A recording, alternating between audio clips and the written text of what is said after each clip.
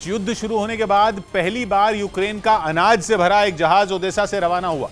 बताया जा रहा है कि हजारों टन अनाज लेकर रवाना हुए इस जहाज की मंजिल लेबनान है, लेकिन उससे पहले यह तुर्की के शहर इस्तांबुल में रुकेगा, जहां उसकी जांच होगी। लेकिन यूक्रेन के इस जहाज का युद्ध के बीच रवाना होना खास अहमियत रखता है, क्योंकि जंग छिड़ने के करीब 5 महीने बाद यूक्रेन का पहला जहाज अनाज लेकर रवाना हुआ। दुनिया भर में बड़े पैमाने पर यूक्रेन अनाज का निर्यात करता है। यही वजह रही कि युद्ध की शुरुआत में ही रूस ने काला सागर में बारूदी सुरंग बिछा दी, ताकि यूक्रेन के जहाज पानी में उतर ही न पाए।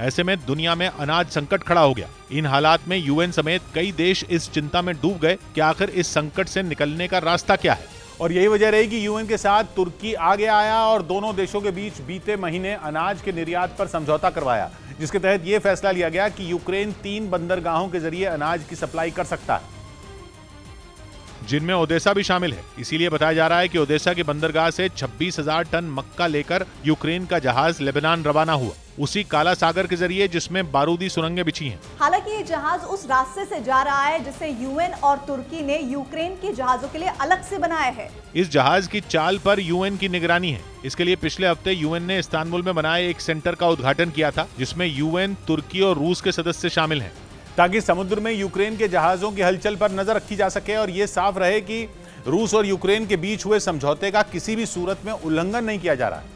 हालांकि जंग के बीच लेबनान जा रहे यूक्रेन के इस जहाज ने लोगों में उम्मीद की किरण जगा दी कि युद्ध पर जल्द ही विराम लग सकता है। लेकिन पिछले महीने जब रूस और यूक्रेन के बीच अनाज के निर्यात पर यह समझौता हुआ था, उसके कुछ ही घंटों बाद रूस ने ओदेसा की बंदरगाह पर मिसाइलें दाग दी थी और ये साफ कर दिया था कि इस समझौते का मतलब ये नहीं कि वो यूक्रेन के खिलाफ अपने इस स्पेशल अभियान से अपने पैर खींच रहा है। रूस लगातार यूक्रेन के पूर्वी और दक्षिणी हिस्से पर हमले बोल रहा है, लेकिन यूक्रेन का ये जहाज जैसे ही लेबनान के लिए रवाना हुआ, इसने दुनिया के लोगों में नई तरंगे पैदा कर दी और उनमें जंग के थमने और दुनिया को अनाज संकट से बाहर निकालने की उम्मीद जगा दी। इस जहाज के रवाना होने से एक हफ्ता पहले ज़ेलेंस्की ओदेसा पहुंचे थे, जहां उनके साथ 7 अलग अलग देशों के राजदूत भी गए थे। उन्होंने वहां जाकर उन जहाजों का मुआयना किया था जिनमें अनाज को भरा जा रहा था। आंकड़ों के मुताबिक यूक्रेन सालाना दुनिया को करीब 4.5 करोड़ टन गेहूं निर्यात करता है और यही वजह है कि दुनिया को अनाज सप्लाई करने के मामले में वो बड़ी भूमिका अदा करता है।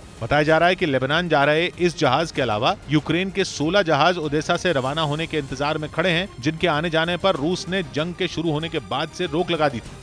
उधर ब्रिटेन के अखबार डेली मेल ने दावा किया कि रूस ने मिकोलाइव शहर पर मिसाइल हमला कर यूक्रेन के बड़े अनाज कारोबारी को मार डाला। ये घटना ऐसे वक्त में हुई जब कुछ रोज पहले ही रूस का यूक्रेन के साथ एक समझौता हुआ था और रूस इस बात के लिए तैयार हुआ था कि वो काला सागर से जाने वाले यूक्रेन के अनाज वाले जहाजों को निशाना नहीं बनाएगा।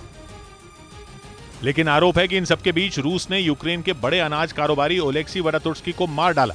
पश्चिमी मीडिया ने दावा किया कि रूसी सेना ने मिकोलाइव में मौजूद उनके घर को मिसाइल से निशाना बनाया, जो सीधी उनके बेडरूम में जा गिरी। अखबार का दावा है कि रूस के इस हमले में ओलेक्सी और उनकी पत्नी की मौत हो गई। इस हमले का एक वीडियो भी सामने आया, जिसमें अनाज कारोबारी ओलेक्सी का घर आग की भीषण लपटों में घिरा दिखाई दिया। इस दौरान वहां कई दमकल कर्मी भी दिखाई दिए, जो वहां लगी आग को बुझाने के लिए पानी की बौछार कर रहे थे।